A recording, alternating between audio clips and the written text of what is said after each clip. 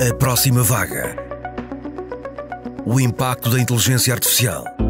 Por Francisco Pinto Balsemão.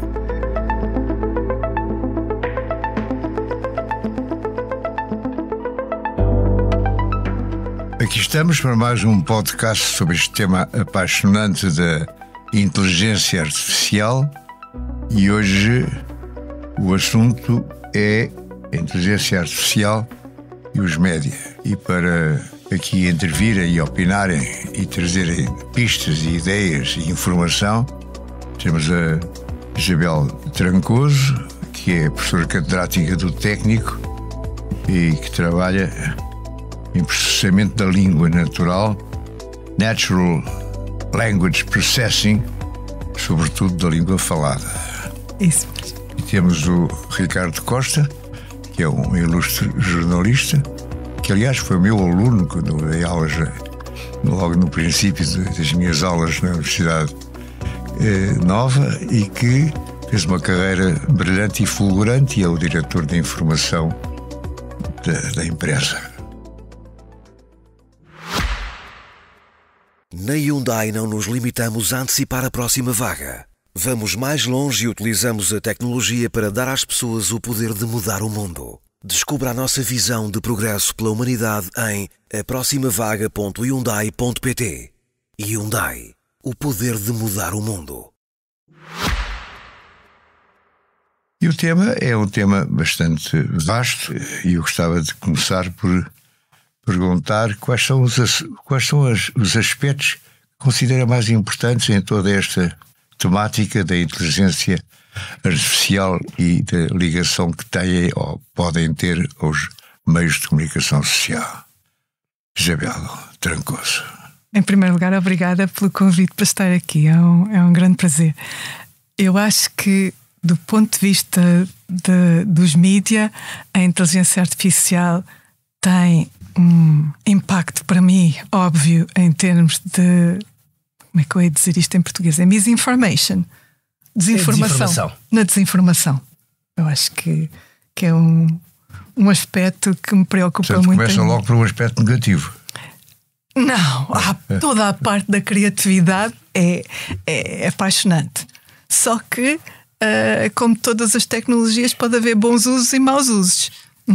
E aquele que me preocupa, eu, aliás, trabalho em fala, portanto, a mim preocupa muito a fala e os aspectos de poder ser usada quando nós não queremos e tudo quanto é relacionado em termos de privacidade, porque de um sinal de fala nós conseguimos extrair N informações que ninguém suspeita, para além do conteúdo daquilo que está a ser dito.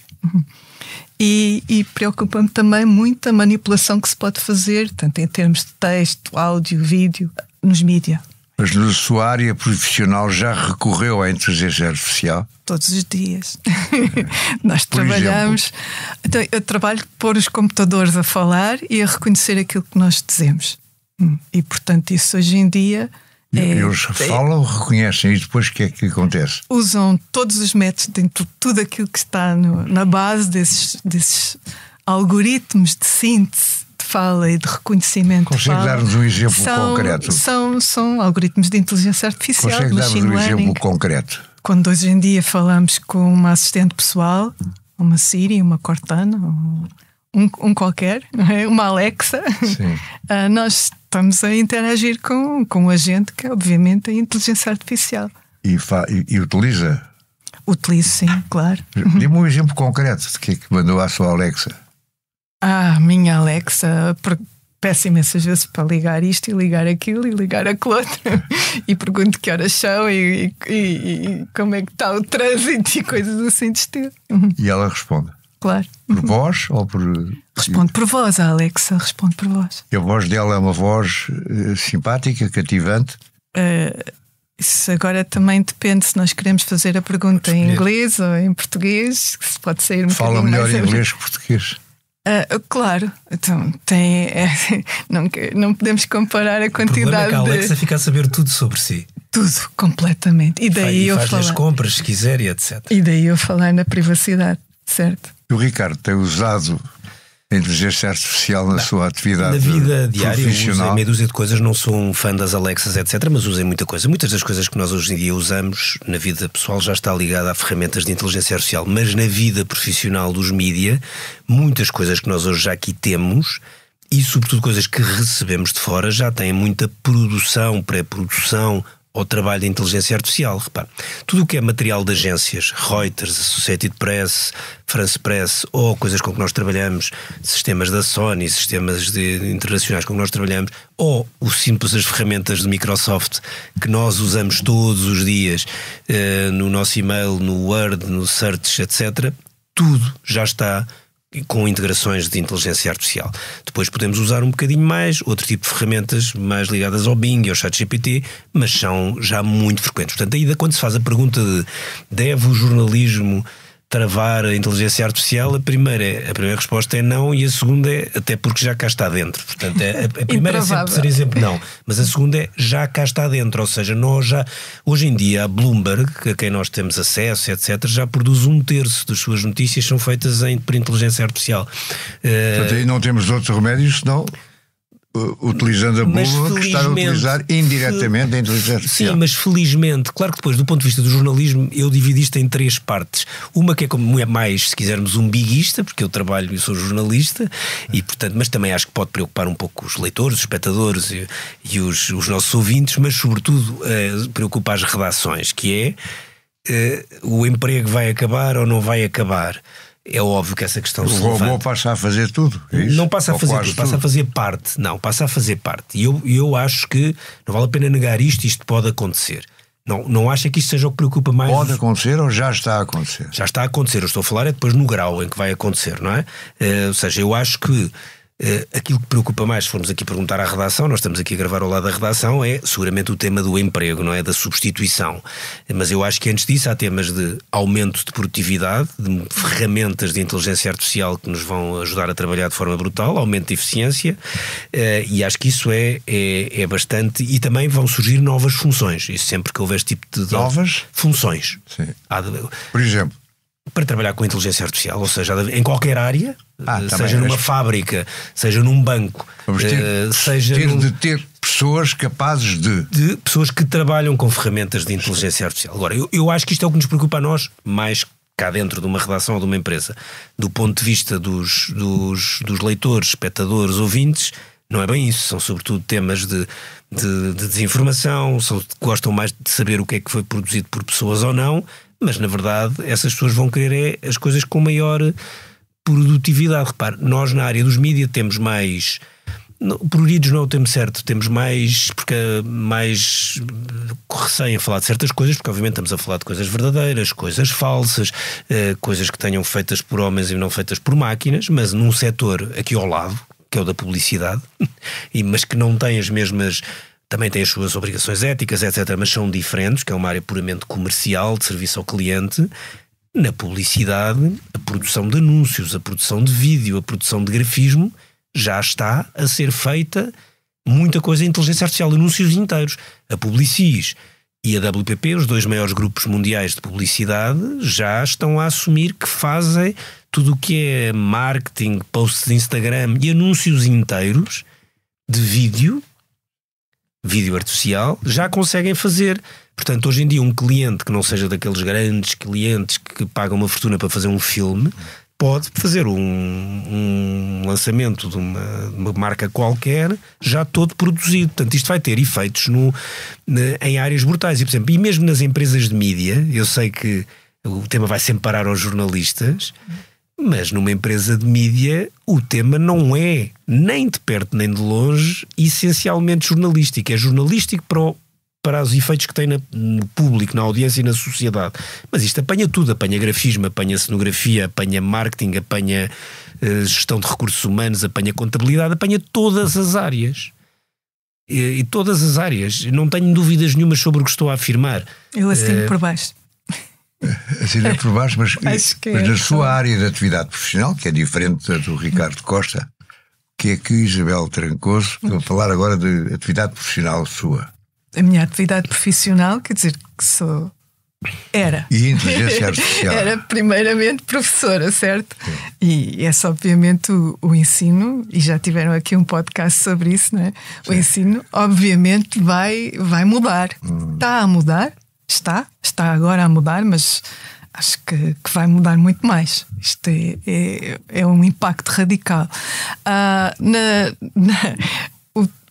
O trabalho que eu faço em processamento da língua no fundo é aquilo que hoje em dia está na base dos chamados grandes modelos da língua, os Large Language Models, e isso está a afetar tudo, todas as áreas, está a ser tão pervasivo que eu achei uma certa piada quando até ouvi alguns podcasts anteriores. Começávamos por uma área, mas acabávamos a falar de todas. Mas acha então que vamos a caminho daquilo a que chamam a Artificial General Intelligence, AGI? Estamos Ou longe, seja, estamos um longe, software mas capaz de aprender qualquer tarefa, qualquer assunto. Neste momento estamos longe, mas acho que sabendo o que é que se está a fazer, acho que estamos aí nesse sentido. Doutor, se me permite, repare, imaginemos uma coisa, nós estamos a gravar isto, acabaram há poucos dias o ciclo de debates dos candidatos a primeiro-ministro, não é? Os candidatos, dos líderes partidários.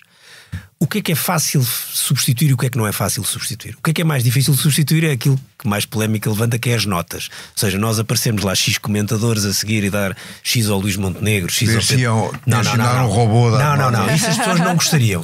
As pessoas já acham mais graça até para poderem dizer mal daquele, já sabem que este é mais à esquerda, aquele é mais à direita e o outro é não sei o quê, amigo daquele, aquelas coisas que as pessoas adoram. Então tem de ser subjetivo, humano subjetivo. Agora, é muito fácil programar um programa, passo a redundância, que analise os debates em coisas, umas que já são relativamente básicas, sobre quais são as palavras mais ditas, quantas interrupções é que houve, quantos milissegundos é que cada um falou mais do que o outro, mas também até expressões faciais, momentos em tensão, quantas vezes é que um sorriu, e atenção, e é possível publicar estes artigos tipo 2 ou 3 minutos depois do debate acabar. E sem nenhum tipo de falibilidade. Isto é possível, nós podemos programar. Então e porquê é que não fazemos? Porque ainda não temos esses sistemas integrados. Agora, depois e até pode-se programar, é mais difícil, para fazer um resumo do debate. Qual é o problema? É que esse resumo do debate dificilmente será um resumo do debate que apanha o tema do momento e o ângulo do momento. Eu até posso conseguir programar, dizer, faça-me um resumo do debate em que dá 2 minutos e 10 segundos a cada um, e aquilo dá 2 minutos e 10 segundos a cada um, mas dificilmente tem o lado mais interpretativo, para já. Portanto, há coisas dessas que faz. Por exemplo, na noite de eleições, que estamos a aproximar, é facílimo, e isto já se faz, já há agências que fazem. O Le Monde, que até é um jornal vetusto e que tem uma cooperativa de jornalistas como coproprietária, portanto tenta proteger naturalmente o trabalho e os postos de trabalho dos jornalistas. Já há vários anos que houve umas eleições autárquicas em que usou um sistema de programação relativamente simples face ao que estamos a falar hoje, em que na mesma noite publicou milhares de artigos sobre as autárquicas francesas, porque fez um artigo de análise terra a terra, ou seja, terra a terra, quer dizer, localidade a localidade. É possível que depois de fecharem as urnas, ao momento que já estão contadas as coisas, sair um artigo para cada freguesia do país a dizer, com as análises das eleições desde 1975. E a dizer, é a vez que o PSD ganhou com mais votos de diferença para não sei quê, ou que o não sei quantos, e que o MRPP teve mais 15 votos do que tinha tido em não sei quantos, mas menos do que em 1976. Mas isso é positivo, em princípio. Isto é positivo, porque pode haver pessoas que estão interessadas em saber os resultados daquela freguesia e que podem ir ver à net, mas não conseguem fazer a comparação. E aquilo pode-lhe fazer a comparação, pode fazer gráficos, pode fazer tudo. Portanto, isto tem coisas de ferramentas de produtividade que são brutais e vão estar. Isto hoje em tudo o que é futebol, porque é um resultado de um jogo, não é? Ser o resultado de um jogo. Dizer que o Porto, ou seja, ontem o Porto, estamos a gravar numa quinta-feira, o Porto ganhou com um golo aos 94 minutos do Galeno. Aquilo em 2 segundos faz um artigo a dizer quantos jogos é que o Porto já ganhou aos 94 minutos desde que há registros. Não é? Antigamente enganava-se um bocadinho. Pronto, este tipo de coisas vão surgir, vão estar dentro do jornalismo, e depois nós podemos chegar à conclusão de que esse artigo até é mais lido do que a análise do jogo que um jornalista do Expresso demorou 45 minutos a escrever, ou 1 hora a escrever. No entanto, são 2 coisas diferentes, são espaços diferentes, e eu continuo a dizer que as pessoas vão querer ler a análise, vão querer ler o texto bem feito. Agora, não vão deixar de ler este tipo de artigos que vão ser produzidos por inteligência artificial. Não tenho nenhuma dúvida sobre isso. Tudo o que tem a ver com dados, factos, números, tudo o que é de bolsa, de desporto, de meteorologia, desse tipo de coisas factuais. Repare, é fácil programar um software qualquer para mapear o Diário da República, que é a maior chatice do mundo de ler, e apanhar todas... Se uma pessoa quiser, agora, imagina, vai haver um novo governo. Vamos fazer uma coisa para mapear todas as nomeações do novo governo, para as apanharmos com a maior facilidade, perceber se há coisas para as escrutinarmos. Isso é facílimo de fazer com inteligência artificial. Pois alguém tem que ir em cima para perceber se não alucinou. Isso tem algum bias, não é? Como se diz, porque às vezes pode ter. Agora perguntar bias. à professora Isabel Trancoso se na sua área profissional as facilidades são comparáveis e também quais os perigos. Também gostava de falar um bocadinho dos perigos. A minha área profissional pega com isto tudo que o Ricardo esteve a falar. Portanto, fazer reconhecimento de fala está na base de muitas das fontes que são ocupadas. E já agora, só por curiosidade, isto não foi sempre assim. Eu, como assisti aos primórdios do reconhecimento de fala, ainda me lembro dos erros que eram... Ainda se lembra dos erros que aquilo fazia, não é? Que hoje em dia já não mas ainda faz erros, e muitos. Ainda faz, mas já faz sobretudo ao reconhecer fala de uma forma espontânea. Sobretudo no inglês já acontece muita coisa com poucos erros. Eu lembro do português, uma vez houve um noticiário que falava de estafilococcus. E aquilo reconheceu, está frio ou com óculos. Não, eu acho que de facto hoje em dia fizemos imensos progressos. Mas não tem receio da utilização da inteligência artificial para fins malignos?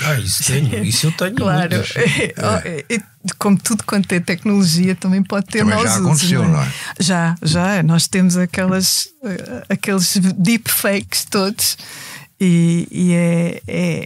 Eu lembro perfeitamente de uma vez fizemos uma brincadeira a pedido de uma televisão com um vídeo do professor Marcelo. E naquela altura notava-se perfeitamente que aquilo era fake, não é? Porque a qualidade, aqui há uns aninhos atrás, deixava um bocadinho a desejar. Agora, quer dizer, à medida que o progresso avança, começa a ser mesmo difícil, mesmo para humanos, distinguir os deepfakes, não é? E não vale a pena falarmos disto do ponto de vista virtual. Isto já aconteceu, está a acontecer, e aconteceu muito recentemente na Eslováquia. Houve umas eleições onde houve um deepfake só de áudio, não era sequer de vídeo, certo. Que surgiu no último dia da campanha, quando eles têm acho que 2 dias de reflexão antes das eleições, portanto não havia campanha, os jornalistas não estavam depois na rua, em que surgiu um áudio fake de um candidato que era o que estava em primeiro lugar nas sondagens e perdeu as eleições, a falar com um jornalista ou uma jornalista muito conhecida da Eslováquia, a combinar como é que poderiam de alguma forma manipular os resultados das eleições. E era tudo falso. Aquilo era falso, mas circulou por todo o lado durante 48 horas. A possibilidade de dizer que aquilo era falso não eram as mesmas do que durante a campanha eleitoral, e na verdade ganhou o outro, que é aquele mais pró-Putin. Ninguém sabe se o resultado teria sido diferente se este deepfake não tivesse saído. O que sabemos é que este deepfake circulou por WhatsApp de uma forma exponencial na Eslováquia durante aqueles 2 dias. E houve muita gente que acreditou, porque as vozes eram perfeitas, o diálogo era perfeito e era uma coisa só de áudio. E aquilo é possível fazer também em vídeo, mas em áudio foi facílimo de fazer. Mas isso é uma manipulação tecnológica, digamos. E esta é uma brincadeira. De algo mais já da ficção científica, ou seja, isto já é perfeito. Não, mas é que este ano com tantas eleições, isso é uma questão, porque isto é fazível em Portugal, por exemplo, facílimo de fazer, não é? Eu estou de acordo, dar ideias a ninguém. Antigamente nós conseguíamos, e aliás houve está documentado N eleições em que isso foram manipuladas. Sim, com boatos. Não só cá. Não, em todo lado. Não, nos Estados Unidos, então. Mesmo quando a tecnologia ainda não conseguia fazer mais do que pôr a pessoa a falar mais devagar. Tipo, se a pessoa tem um bocadinho de problema mental. Sim. E isso aconteceu e foi feito com uma speaker da house. Quer dizer, até... E nessa altura a tecnologia era muito era muito fraca, se conseguia-se fazer muito Sim, poucas coisas. Agora, hoje em dia. Não, mas eu acho achei muito, muito interessante o facto de haver estados nos Estados Unidos que já fizeram leis quanto à manipulação das eleições que vêm aí. Eles têm uma série de princípios do que é que se pode fazer e acho que as estações de televisão quer dizer, têm um papel absolutamente. Mas isso não tem exclusivamente a ver com a inteligência artificial, que é o nosso tema aqui. Quer dizer, tem a ver com outro tipo de manipulações também. É a inteligência artificial que permite que esta tecnologia existe. Bom, eu estava a querer ir um bocado mais longe, ficção científica, se calhar ainda. Sim, a ficção científica.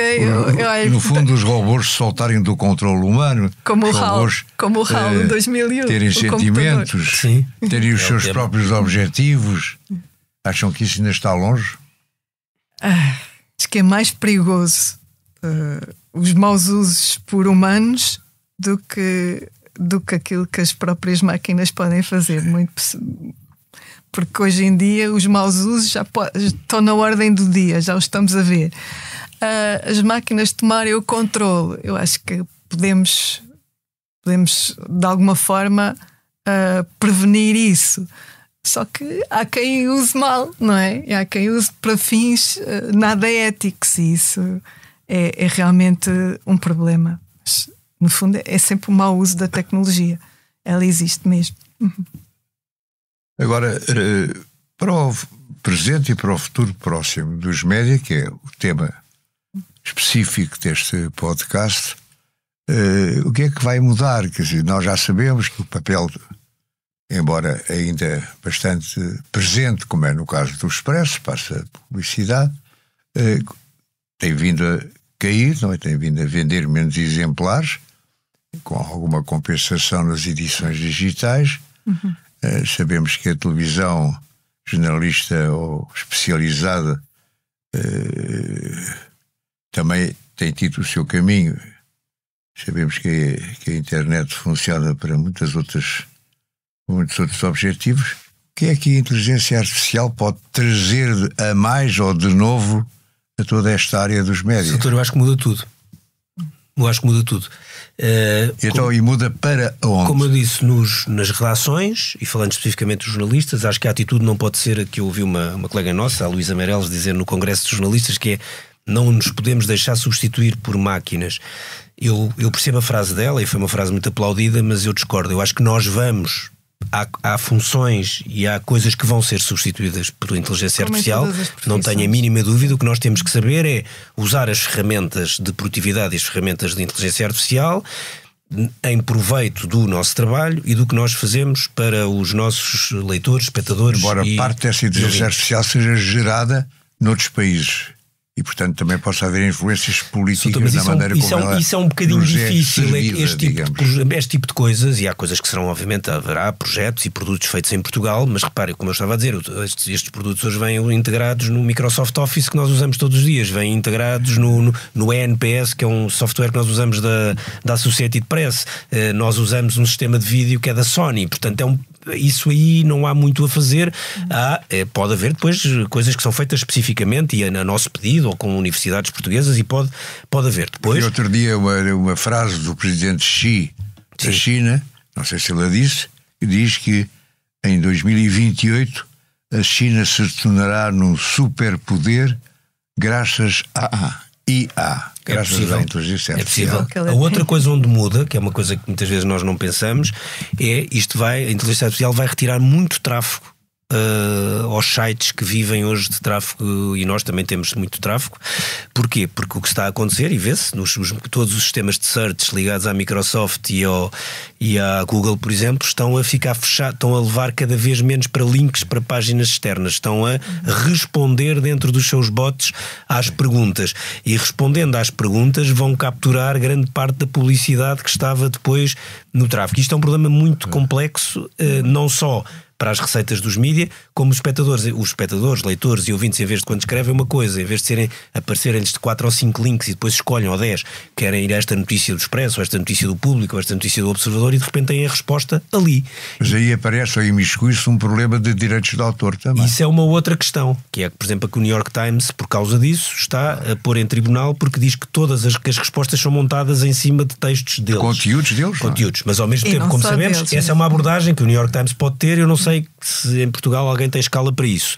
E noutros países houve acordos diretos, não é? O Grupo Springer fez um acordo direto com uma empresa de inteligência artificial para trabalhar com eles. Portanto, isto é um ponto. E depois o terceiro é a relação, que é o mais importante de todos, é a relação com os espectadores, com os ouvintes e com os leitores, que vão legitimamente levantar questões, poder duvidar de coisas e também ser servidos por outras coisas. Temos a obrigação nos mídia de educar as pessoas para questionarem a veracidade dos factos.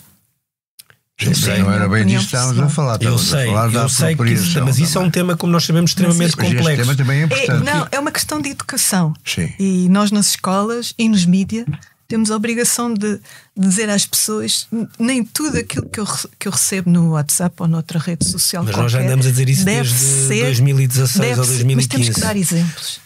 Não é fácil. Temos que dar exemplos. E não estamos a dar exemplos. Nós estamos a dar exemplos de coisas que são factualmente erradas e que hoje em dia estão por todo o lado nas redes sociais. É isso que, se a gente começar por explicar, e obviamente acho que isso tem que ser ensinado a nível de tudo quanto é a escola de jornalismo. Compete aos médias ser os defensores da verdade. Educar a população, sim. Sim, teoricamente sim, eu acho que tem razão e eu assino por baixo. Qual é o problema que torna esse desejo difícil contra nós? Falo porque sei que é uma das missões, mas que é difícil. É que nós, como o nome indica, e nós estamos aqui no jornal e numa televisão, nós somos aquilo que classicamente se chamava mass media, ou se chama que é meios de comunicação social de massa.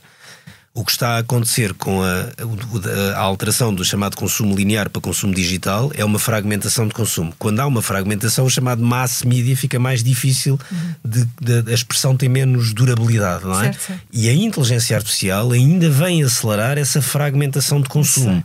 E, portanto, ao acelerar a fragmentação de consumo, a certa altura as pessoas ficam contentes com a sua verdade, com a sua construção, com o seu... Repara, a inteligência artificial pode fazer com que eu consiga fazer, ou o Expresso consiga fazer uma edição diferente para cada leitor. Sim, em função das suas preferências históricas. Pode chegar. Mas pode chegar, o que é um erro que a pessoa fica fechada. Mas isto é uma discussão que nós tínhamos sobre as redes sociais há 7, 8 ou 10 anos e que de repente, com a inteligência artificial, é elevada a uma potência X ou Y. É ainda mais complexo. Eu consigo gerar, nós neste momento já se conseguia gerar no Google anúncios muito diferentes para várias pessoas. Aliás, há casos célebres do Donald Trump nas eleições de 2016 em que o mesmo anúncio tinha dezenas de milhares de versões diferentes conforme se o eleitor que via aquilo era um anúncio na net, era um negro que não sei o que tinha votado democrata e que estava desempregado, ou era uma mulher que desempregada, branca, sem ter ido. Mas isso implicava uma escolha do destinatário era um micro-targeting, mas para anúncios estáticos, para fotografias, para imagens, não é? E depois uns tinham uma bandeira assim, outros tinham outra. E de repente isto é possível fazer em vídeo. Gerar 10, 20, 30 mil vídeos diferentes ou com a mesma mensagem, mas que é adaptado conforme. Isto torna as coisas bastante mais poderosas. E depois há um outro problema diferente. Que é a evolução da política levou a que nos vários partidos, não é só nos partidos de extrema-direita ou nativistas, não é, cada vez mais há grupos grandes de pessoas que estão habituadas a querer ver a sua verdade. E isto ainda facilita mais que essas pessoas, de repente sai o vídeo de alguém que não sei o que e depois diz aquilo é fake ou aquilo é falso ou é descontextualizado.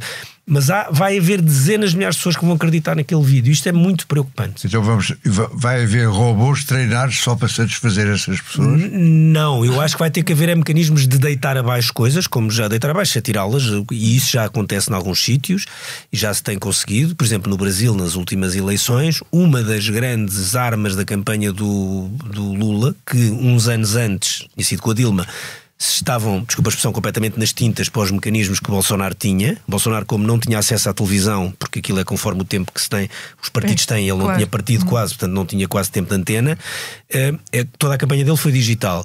E os outros não percebiam nada disso e levaram um banho, não é? Como sabemos. 4 anos depois, uma das grandes tarefas da equipa do Lula era deitar abaixo, denunciar o que não era verdadeiro da campanha do Bolsonaro. Foi uma das coisas mais importantes. Isto parece... E em Portugal ainda está tudo muito... Não estou a dizer que estão todos, há partidos bastante mais avançados do que outros, mas há muita gente, nomeadamente os partidos mais clássicos, se quiserem em particular o PS, que ainda vive na idade da pedra. Mas então não há perigo que a inteligência artificial se transformará num actor e não apenas num fator. An actor, Sim. not just a factor. Ganhará autonomia própria, praticamente. Eu acho que pode, e escolherá ela o que quer dizer, vou dar um o que exemplo, quer informar. Vou dar um exemplo extremamente simples. Isto tem a ver com o jornalismo, Imaginemos essencialmente. uma newsletter de fim de tarde que explica o que se passou no dia, como o Expresso hoje faz, ao fim da tarde. É tecnicamente possível ser feita por inteligência artificial que escolhe as notícias do dia e lhe faz um resumo. Eu não estou a dizer que é já tecnicamente possível, mas eu acho que isso vai ser tecnicamente possível e até editorialmente bem feito dentro de pouco tempo. E não digo isto com nenhuma alegria. É terrível para o jornalismo no qual nós penso que acreditamos, mas também para os jornalistas como profissionais, não é? Eu não acho necessariamente... porque há algum deste trabalho das newsletters, um é muito de autor, mas outro é mais mecânico, porque os jornalistas, o que nós vamos todos ter que é fazer outras coisas, subir, se quisermos, a cadeia de valor, mas há coisas mais simples, não é necessariamente mais básicas, mais mecânicas, que eu tenho sérias dúvidas que não possam vir a ser feitas por inteligência artificial. Por exemplo, em televisão, uma pessoa que está aqui numa edição da tarde da SIC Notícias, que está a trabalhar e que tem que fazer um off, que é aqueles textos curtos sobre uma coisa que o Biden acabou de aterrar no Canadá, foi lá uma visita de Estado, e depois a seguir é uma coisa que há eleições na Nigéria daqui a 3 dias. Esse tipo de coisas nós hoje em dia, para ir buscar as imagens ao arquivo, render as imagens, montar, isso vai ser uma coisa que é feita quase com um estalar de dedos, porque vão-lhe buscar as imagens e editam-lhe automaticamente. Eu digo assim, eu só dá uma ordem, 20 segundos sobre as eleições da Nigéria, vai buscar ao feed da Reuters as imagens mais recentes. Pronto. Depois uma pessoa verifica antes de pôr no ar. Eu acho que isso verifica. Eu acho que isso vai acontecer. Depois verifica só para ser se está tudo bem, e se aquilo não entendeu Nigéria, entendeu outra coisa qualquer, não é? Como aquela troca de há bocadinho. Eu acho que essas coisas vão chegar. Acho que vão chegar. E no ensino... E um resumo do futebol pode fazer sozinho.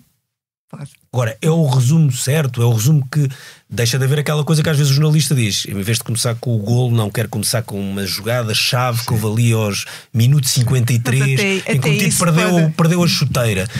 Isso a inteligência artificial não vai fazer. Agora, o resumo de um jogo, assim, monta-me o resumo de ontem do Porto Arsenal. É monótono, mas fiável. Mas não pode ter mais de 1 minuto e 30, que é o que a lei permite. E aquilo monta 1 minuto e 30. E no ensino? O fiável pede verificação. Estava aqui a perguntar. Claro, não. Estava a falar especificamente Sim. Mas e no ensino? No ensino. Sim, então. Quando se pede aos alunos para fazerem trabalhos, eles pedem ao ChatGPT e depois trazem. Para já, é preciso avaliar quão bem eles sabem usar o ChatGPT, não é? Ensiná-los a usar como deve de ser. Isso já é uma função nossa. E depois, claro que se queremos avaliar o que é que eles conseguem fazer autonomamente, sem esse auxílio, obviamente é um tipo de avaliação diferente e pode ser continuar a ser feito, tal como até aqui. Mais cuidados, acho eu. Estamos já a passar meia hora de conversa, está a correr tão bem e tão rápido e tão interessante que eu não estava a dar por ela. Mas eu gostava agora de vos ouvir uma intervenção final sobre... Nós, enfim, fomos criando uma sociedade em que os meios de comunicação social foram evoluindo, papel, para a rádio, para a televisão, para a internet, e agora, como acabámos de debater, na utilização da inteligência artificial, não sabemos ainda com que limites e com que limitações ao mesmo tempo, porque há há limites para o recurso, mas depois há limitações à própria atividade jornalística que daí decorrem. E para o ensino, não sei se é parecido, mas acho que vai afetar N áreas. Eu acho qual que é a vossa visão? É tão pervasivo. Eu acho Isabel Trancoso, qual é a sua visão do futuro? É otimista? Eu sou otimista, mas em relação ao aproveitamento da inteligência artificial. Sou otimista em relação, mas acho que é bom, é positivo, vai ser melhor o futuro porque há a inteligência artificial, porque há este salto qualitativo da inteligência artificial. Em relação, por exemplo, aos mídias, eu acho que o artigo que nós tivemos acesso era interessantíssimo porque fazia o paralelo com o que aconteceu quando passaram da imprensa que era apenas escrita para a rádio. E depois o que aconteceu quando passaram da rádio para a televisão. E tudo isso foram transformações grandes. Claro. E agora estamos a assistir a uma que se calhar é um bocadinho maior, mas é na mesma linha. Vai ser mais rápida. Vai ser mais rápida. E não é mais profunda, a minha pergunta é essa. Isso é um problema, de certa forma. Não é? Também, para a sociedade toda, não é só para os jornalistas. Não, ser mais rápido ou ser mais profundo? É mais rápido porque estas revoluções tecnológicas, já com a internet, e esta ainda mais, é tudo mais exponencial. Todas as revoluções industrial, etc., que tiveram efeitos muito transformadores da sociedade, do trabalho, etc., foram um pouco mais lentas na forma como foram aplicadas, foram crescendo e não foram ao mesmo tempo em todo o mundo. A própria internet agora não foi assim, mas isto já é a primeira. Estes primeiros saltos são saltos que no limite podem estar em todo o mundo ao mesmo tempo e a uma velocidade estonteante. Nós estamos a ver e isso é um bocadinho assustador. É assustador porque, por exemplo, nesta campanha eleitoral em Portugal não se fala disto, mas os efeitos da inteligência artificial no trabalho e, portanto, a seguir na segurança social podem ser muito grandes. Eu não estou a dizer que a médio prazo são péssimos, podem até ser bons, mas os efeitos, isto provoca sempre choques, e nestes choques há disrupções, e há disrupções há perdas, e há desemprego assimétrico, e até criarem novos empregos, depois até pode ficar tudo num ponto de equilíbrio ótimo. Não sei se fica, se não. Os efeitos políticos são muito complicados, não são só nas eleições, são muito, muito complicados.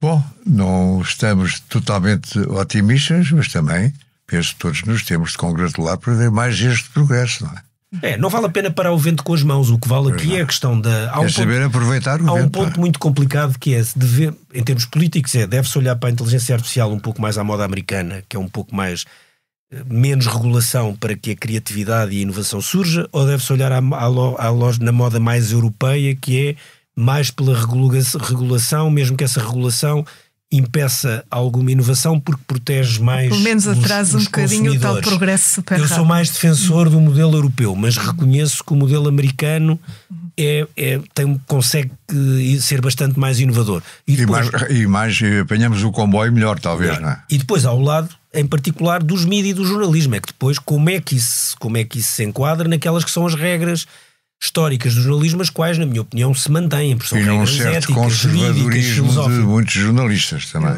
Certo, mas isso não é só como eu disse há pouco, mesmo nas empresas de mídia, não é só do jornalismo. As pessoas vão ver conservadorismo em muitas profissões que não se consideram conservadoras. Eu sei que normalmente olham sempre para os jornalistas como conservadores e com uma certa lógica. Estão mais expostos.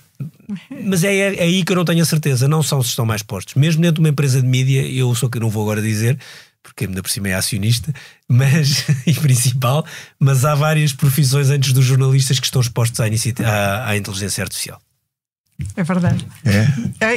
Eu agora na minha área estou envolvida em várias iniciativas, portanto trabalho em speech processing. Estou envolvida em várias iniciativas no sentido trustworthy speech processing. E acho que o trustworthy, o confiável, não é? Se tem que aplicar a tudo. O jornalismo confiável tem que ser uma meta. É por isso é que eu não acho que o jornalismo seja o mais ameaçado. Muito bem, muito obrigado. Só para te explicar, porque há outras áreas onde esses critérios de verdade, o público, o consumidor, não vai ter esse grau de exigência. Muito bem, muito obrigado. Obrigada, Ana. Acho que foi muito interessante. A Próxima Vaga é um podcast original de Francisco Pinto Balsemão, com consultoria de Arlindo Oliveira. A sonoplastia é de João Luís Amorim e a capa de Mário Henriques. Edição vídeo de Ana Salomé Rita, produção de João São Marcos e apoio de Inês Marcelo.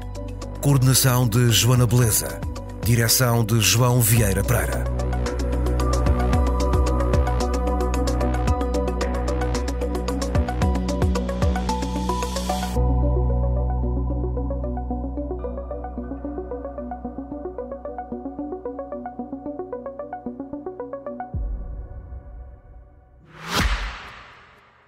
Na Hyundai não nos limitamos a antecipar a próxima vaga.